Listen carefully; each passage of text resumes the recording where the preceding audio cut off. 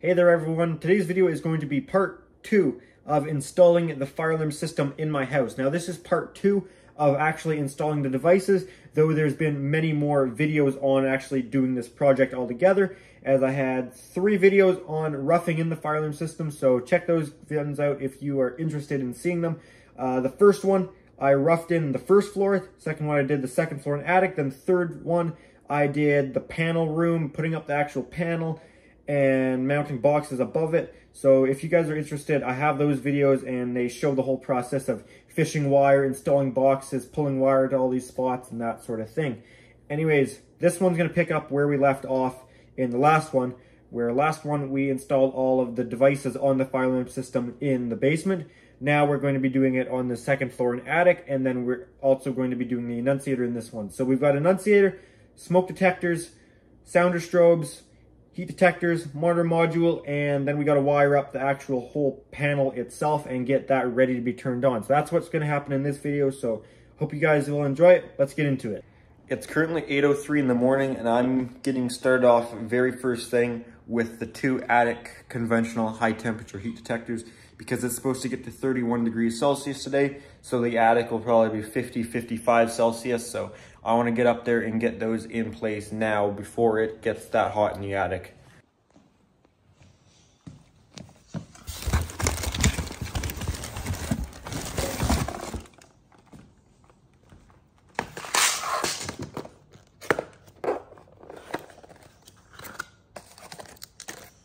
These you see have that gray circle, making these the high temp detectors.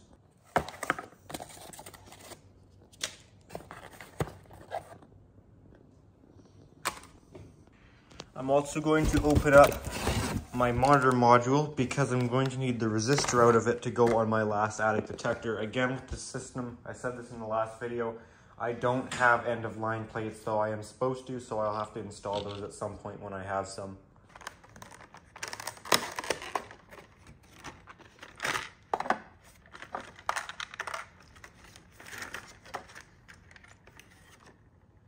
That's what we're looking for. Okay, I brought up 2 832s with me because these plastic boxes don't come with 832s.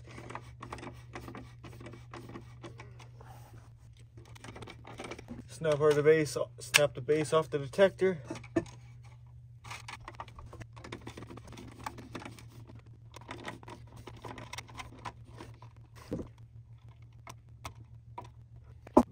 This is just conventional, so polarity does not matter on this non-powered conventional device.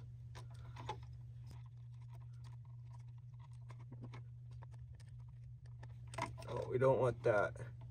Don't want any insulation under there.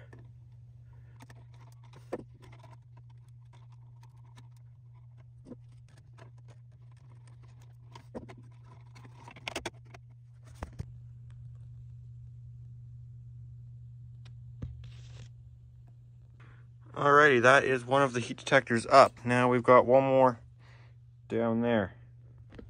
So these detectors are fixed temp and rate of rise. I believe it's 200 degrees Fahrenheit or 194 or something like that fixed, which is 90 something Celsius, I want to say. And then the rate of rise is, I believe, 15 degrees Celsius per rise a minute, or 8 degrees Celsius, but I could be wrong on that too.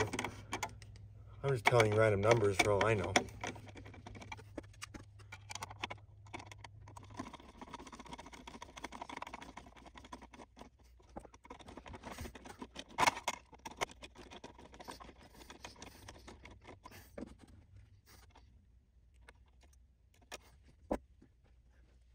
So this heat detector here also needs our end of line resistor in it, which, as I said, I'm supposed to have the resistors in a plate.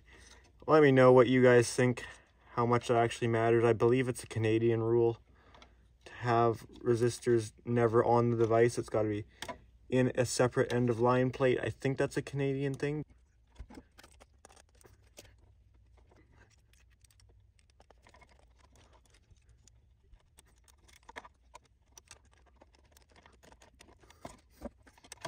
I believe that's a 47 k ohm resistor right there. And there you have it. I'm lucky we have double drywall, because when I was standing here on this, it broke and I fell through. But the drywall held me up. It's double, so it's pretty strong. Anyways, there you have it.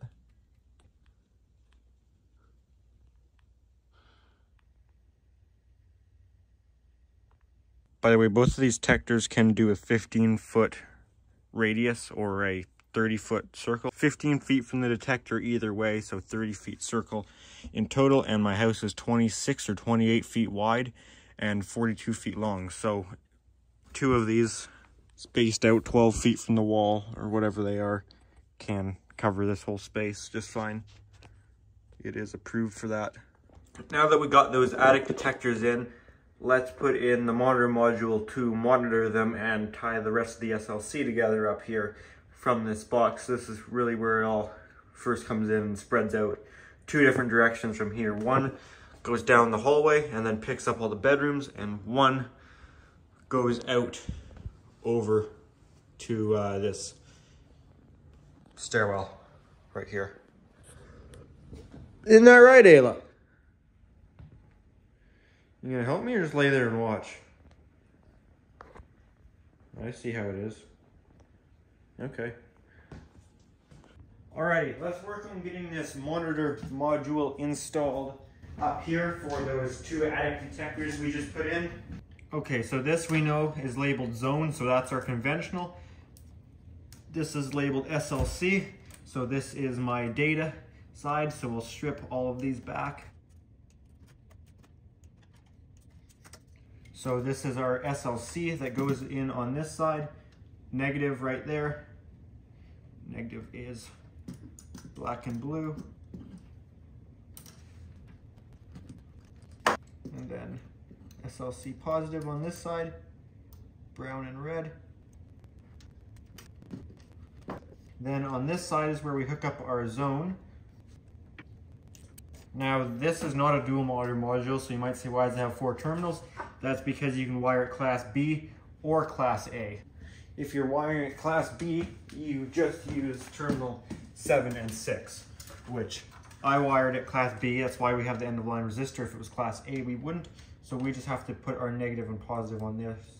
Polarity doesn't even matter. However, I could have wired it Class A if I wanted to return to this monitor module. And that would give the circuit a little bit more survivability. However, in an existing building like this, Class A is oftentimes much more difficult to obtain, which is why this entire system is Class B.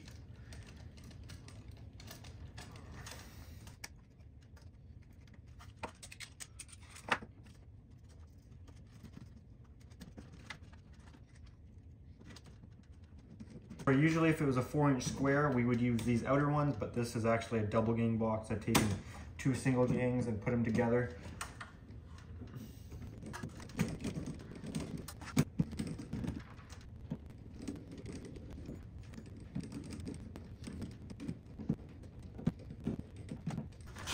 Now this is another module on the system after that front door pull, so this will be number 2. So we leave the tens place set to 0.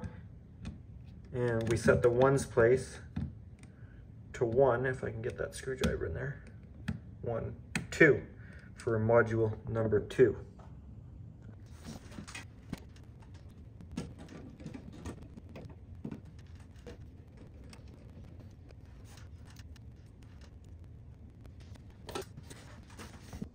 All right, let's throw up a smoke detector in the hallway here.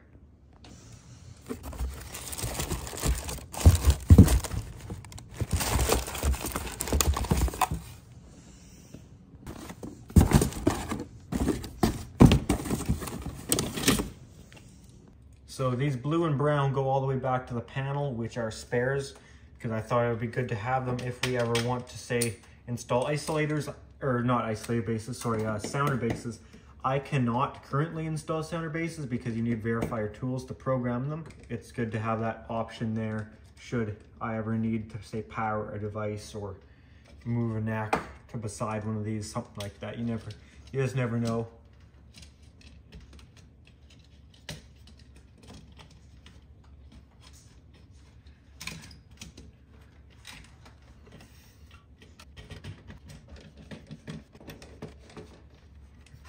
Oops, that was our detector head. I'm sure it's fine.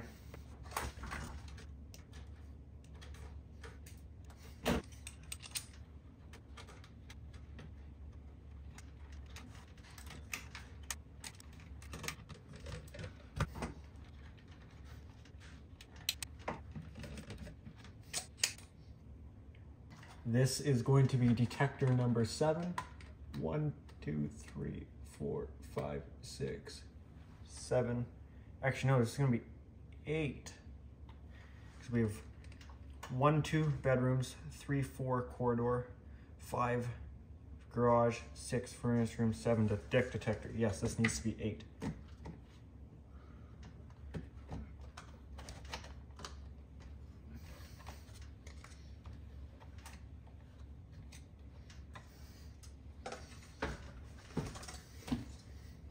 While we're in this general area, let's install a sounder strobe up here. Another P2WL-LF. Right, Ayla?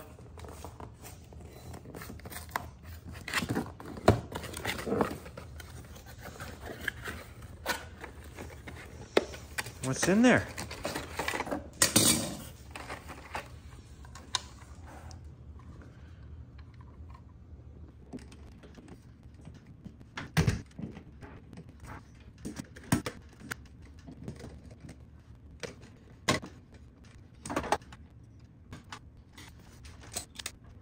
Put the one positive on, but then we're going to need a resistor between the other positive and the negative, because with this system I don't, like I said earlier, I don't have end-of-line plates, though I should eventually and drop it down.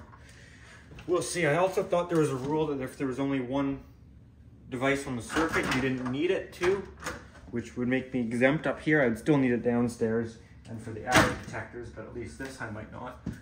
Here's one of the 2.2K resistors for the NACs.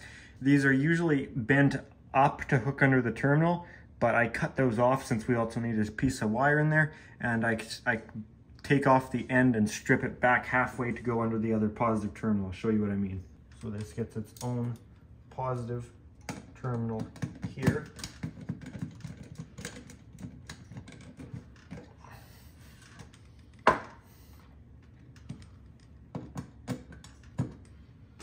And then it needs to go under this negative terminal, as well as this also needs to go in there. And then for our device, we're going to leave it at temp 3 high. The options are temp 3 high, temp 3 low, temp 4 high, temp 4 low, continuous high, and continuous low. But temp 4 would be for carbon monoxide, so we don't want that.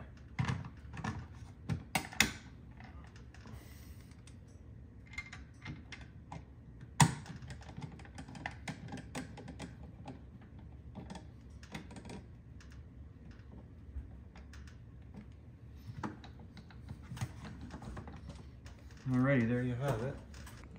Alrighty, I'm going to put up the really high smoke detector up here in the entryway. So I have to bring in the extension ladder to put that guy up there.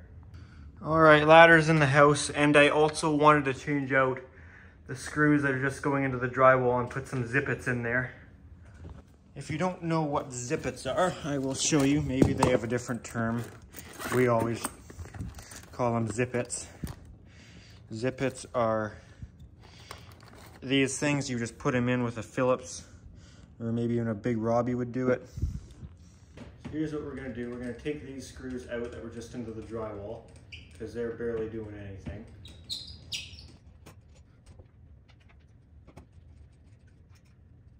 And then I always punch a hole with the screwdriver big enough for the zippet, just like that. And then with a Phillips, you can put the zippet on the end.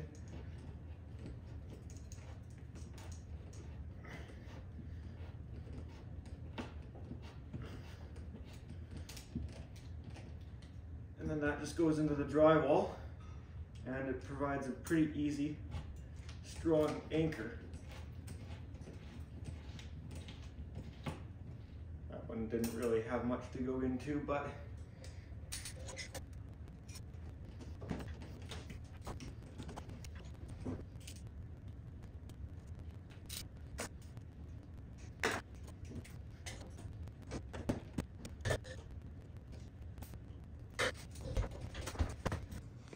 alrighty, another smoky detector. Make sure this is one. Nope, that's a heat. So this is probably smoky. Yep. And this one is going to be address number 9. Come on. 8, 9.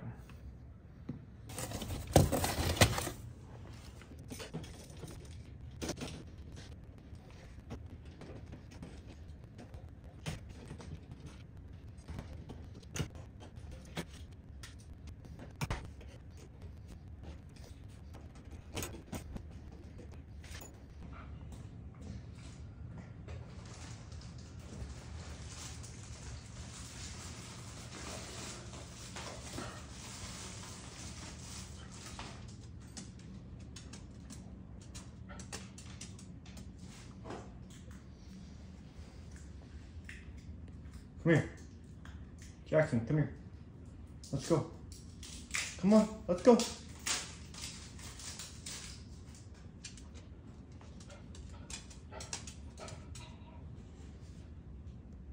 Come on, let's go. Let's go. Come on. Come on, let's go. Come on, Jackson. Let's go. Let's go. Come on. You got this.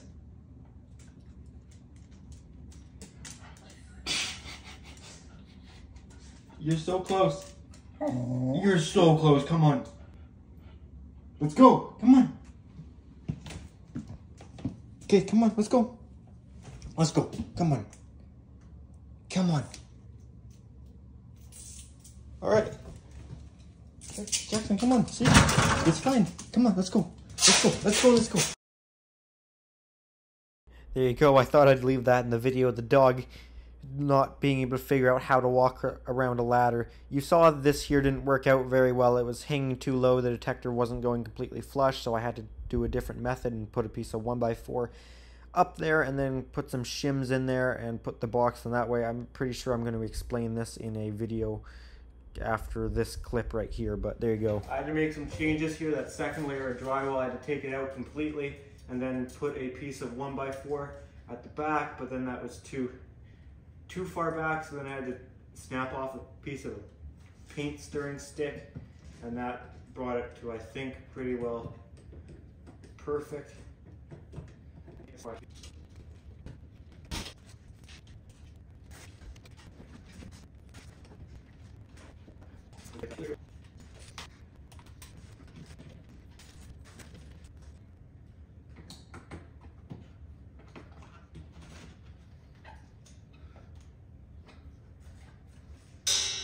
Okay, I've got that one in at the top of the stairs. Now this is here, so now we are just going to start on the bedroom devices. Start with this one here.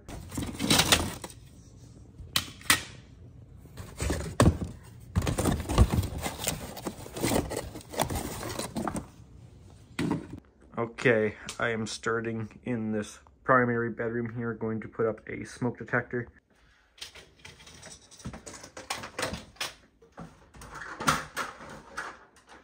I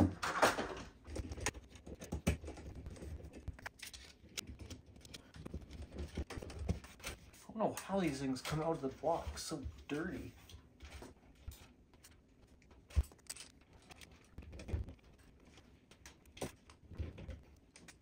This detector is going to be address number 10, so we'll put the tens place to 1 and leave the 1. We'll put the tens place to 1 and leave the ones placed at 0.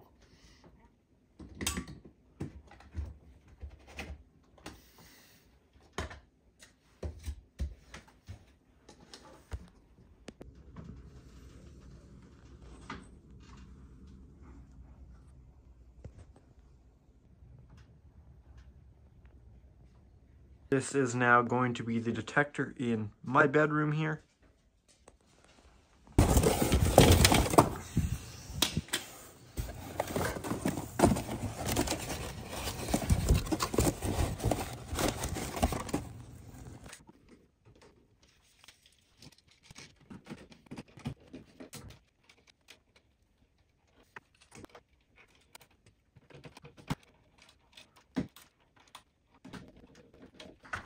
This one will be address number 11, so 10's place gets turned to 1, and 1's place also gets turned to 1.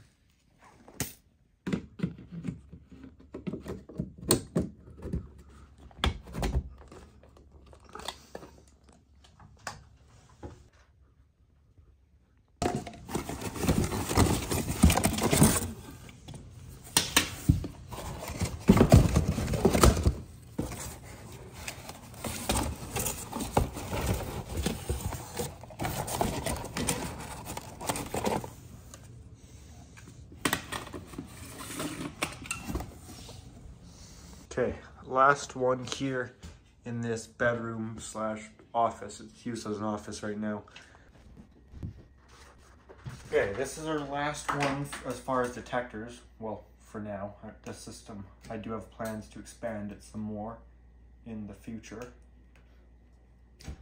But I don't really want to talk about them too much right now because then I'll always get questions. When are you going to do it? When are you going to do it? When are you going to do it? I don't know.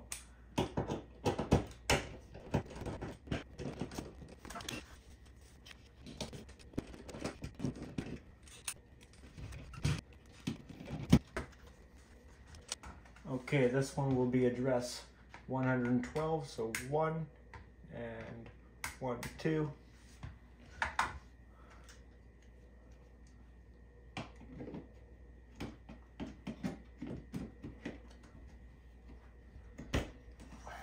don't know why that one was being difficult. We might have to come back and change this one out. I'm seeing some defects with this one. It's missing the little light tube for the LED there versus it doesn't on that end. But I might be able to actually put one in myself. I think I have an extra one, but it should still functionally work the same. Weird that we are missing the little plastic tube for the light to shine through, but like I said, I think I have one. So anyways, that's the Smoky up in here. Corridor Smoky. Smoky in here. Smoky in here.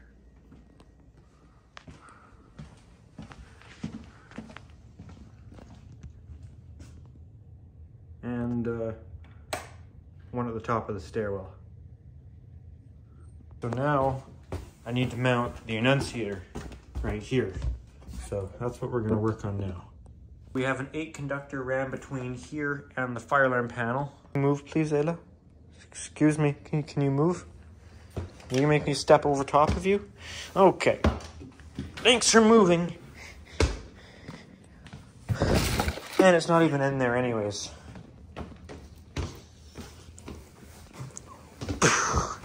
Yeah, don't move or anything. That's okay. Don't worry about me. What are you doing?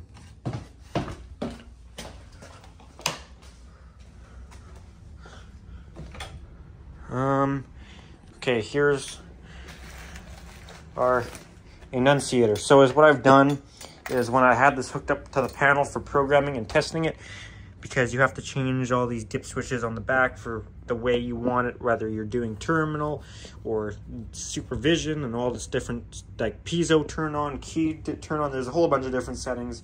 You can find it. You can just look LCD2-80 and you'll get all the information on this. But there's different programming settings for it. I'll be running this terminal mode. I talked to an actual fire alarm technician and who obviously has full access to Verifier tools, and he says he doesn't even do it for these. He just runs them terminal because it's just easier and there's not really any advantage. So that's the way I'm going to be doing it. You see these hinges are a little weird. That's because the original hinges snapped off. This thing got destroyed in shipping.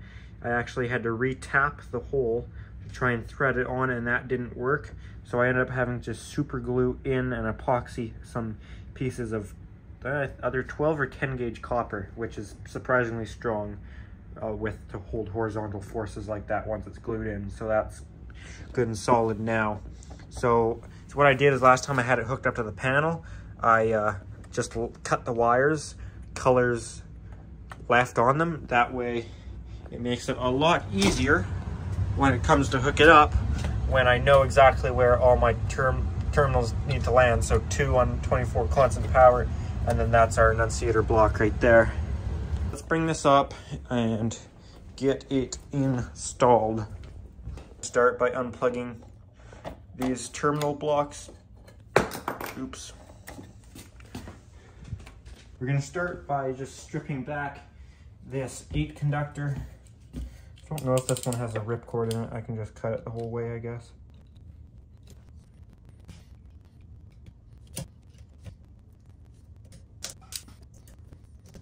This stuff is rated for underground burial, that's why it's black. I just needed it because it had 8 conductors. So, let's sort out the colors I need. I need the yellow, I need the brown, and I need the white. And I need the red and the black. I need everything except the orange and the green. You'd think there would be a screw to bond this thing. However, I don't see any. Looks like I would have to tap a hole.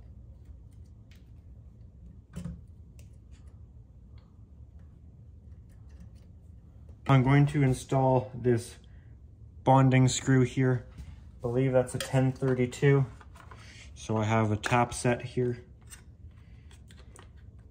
And we will try 1024. That's a 1032.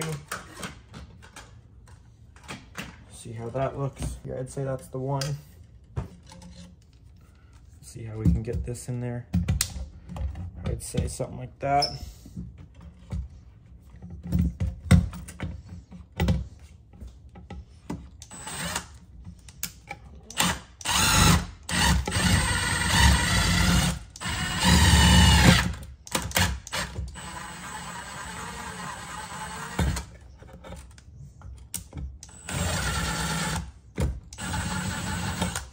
I'm missing something really obvious here. I don't get why it doesn't just come with that from the factory, but that should work now.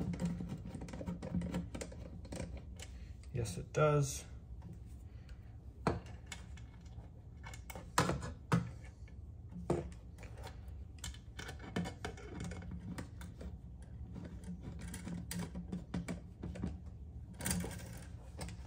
Alright, that's good and solid. Now the orange conductor we are not going to use, but I guess we can keep it in here as a spare. Now the rest of the colors we are going to use. First of all, the black and red.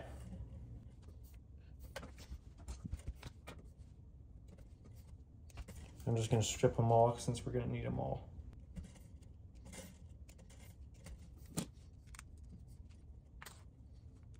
Now you could do this just by looking at the back of the annunciator, but I find it a lot quicker to just copy how it worked before. That's it for this one terminal block. This annunciator actually didn't come with terminal block. This annunciator for a pretty good price, as I think they were asking 400 Canadian, or maybe it was 550 or something, and I got it for 450. White, yellow, brown, blue. White, yellow, brown, blue. White, yellow, brown, blue. White, yellow, brown, blue.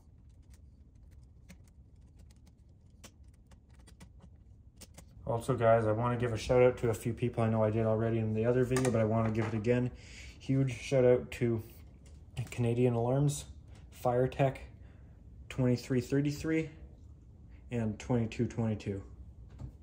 You guys have been a huge help with this system and making it possible. As for the annunciator itself, I've already screwed these on lightly, but I can definitely torque it down. We don't want to go too crazy with it, but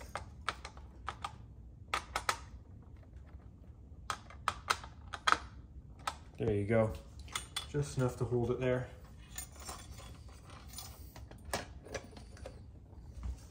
I'm going to take these two 632s out of this because we're going to need to put them back in. These aren't the original ones. I don't know where the original ones were or if I even ever got them with this. Now that those are out, this first guy will plug in right here, and the second one will plug in right here. That should be all the connections for on here, and I might find that the piezo on this is too loud and need to tape it up. We'll have to see how that goes.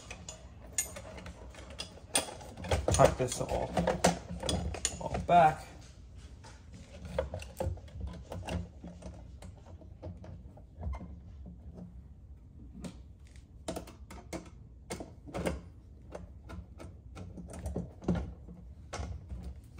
And reinstall these 632s.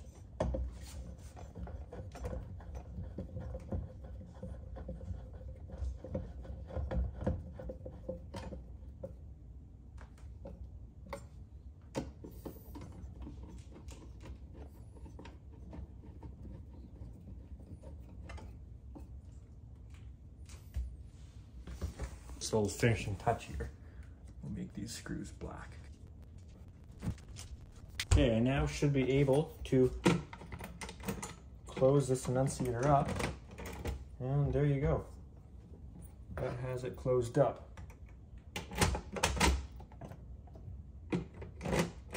Has all of the field devices hooked up. Now we've got to hook some stuff up to the panel. So let's get started here. So first of all, our SLC needs to tie in, but it needs to actually face this direction would be ideal.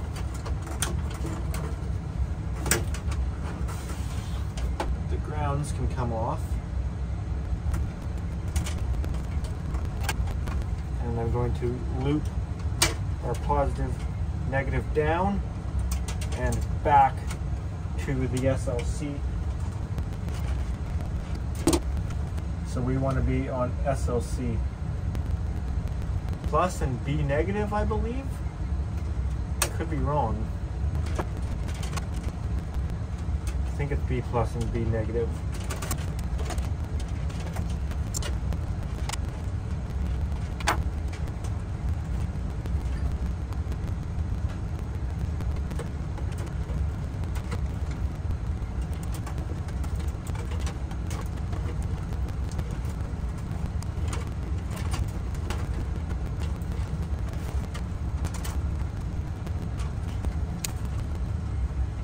This is going to be our NAC 2. This panel can do Class A NACs. We are not going to be doing those. B negative.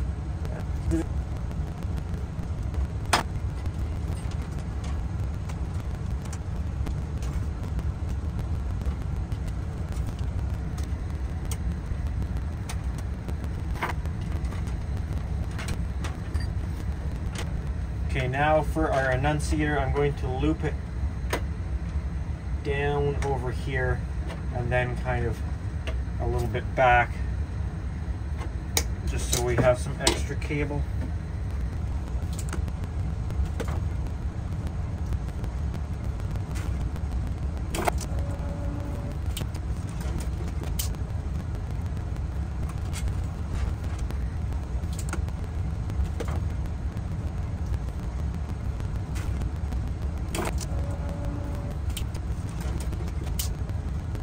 This isn't going to be the cleanest ever, but I've tried to tidy these up a little bit with zip ties.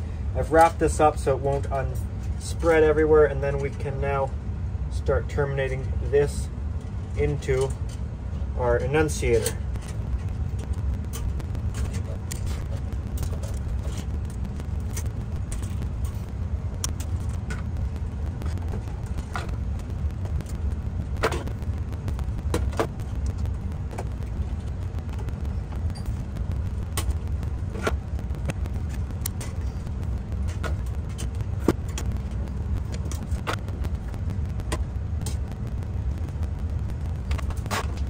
Okay, I got the annunciator terminated. I just forgot to record that, so that's stupid of me. I'm going to put all of our grounds together now here, so we'll put this guy on the panel, say right there. And as it would turn out, I can't find another bolt, so we're going to reuse this one right here.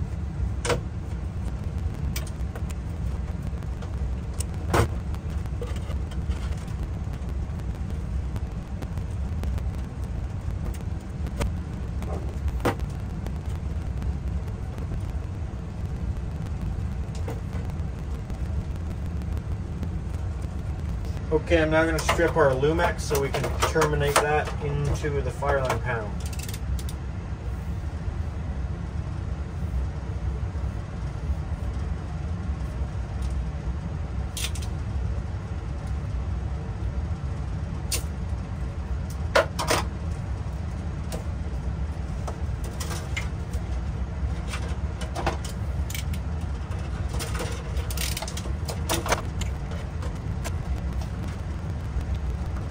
Going to again leave us some extra here.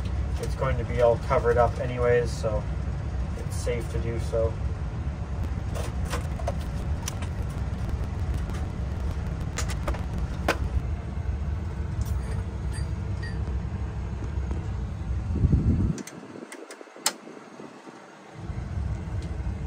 And just like that, that has the system all complete except for programming. Actually, one more thing. Batteries. All right, I got two 18 amp hour batteries here. They're not brand new, but they're fairly new. 2022, I think is the date on them. All right, it turns out I don't have the right pieces to terminate the batteries. I need one of these with a smaller hole and a bigger end, but I'm gonna try and terminate it temporarily, just enough to get it going.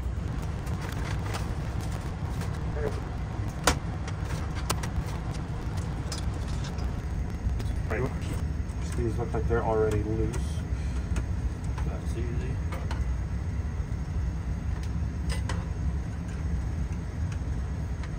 Battery negative.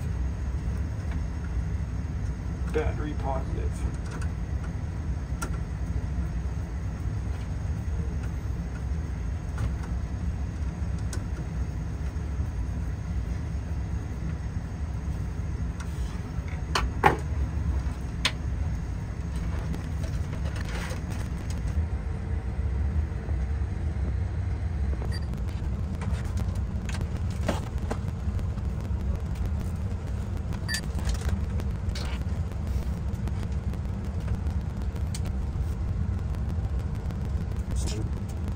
Like I said, this is just temporary.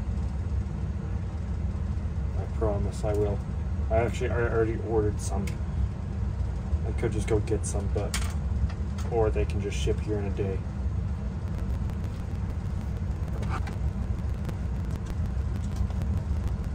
These are a little bigger than your normal 9-volt battery backup for your home fire alarm, that's for sure.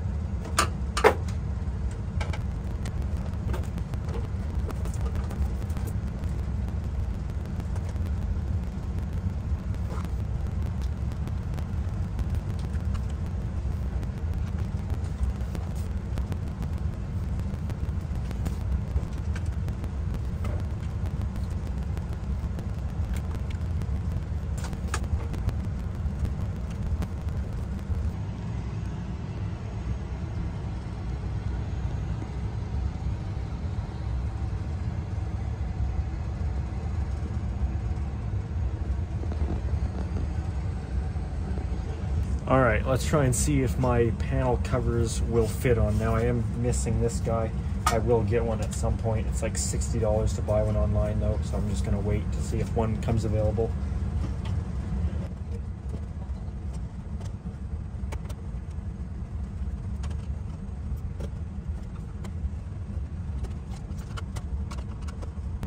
Better clip it in first and then torque it down.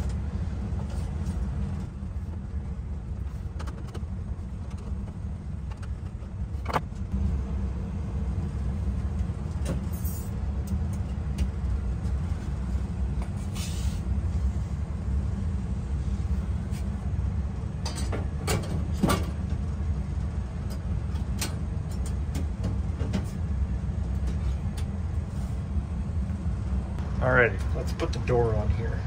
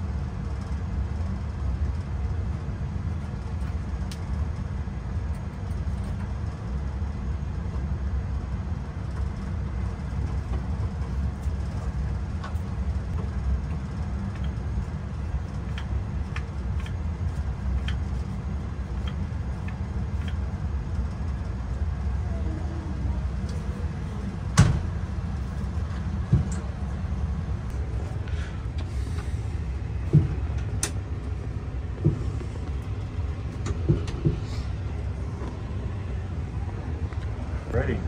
That is looking good. Well, that's this temporary battery setup, and I know this video is getting long, so this is where I'm going to end this one.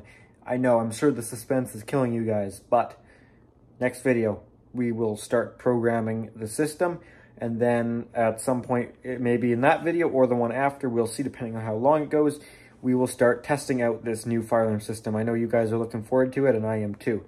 I'm pretty excited to see everything in action. So guys, that's where this one's going to end. If you guys did enjoy it, make sure to give it a thumbs up. If you do have any comments or questions, feel free to leave those down in the comment section. And if you do enjoy my channel, make sure to subscribe. Also, if you guys are interested, I do have an Instagram account at Pickle700 for bonus content and content posted earlier than you would see it on the YouTube channel, that sort of thing. Alright guys, that's all I got. Thanks for watching.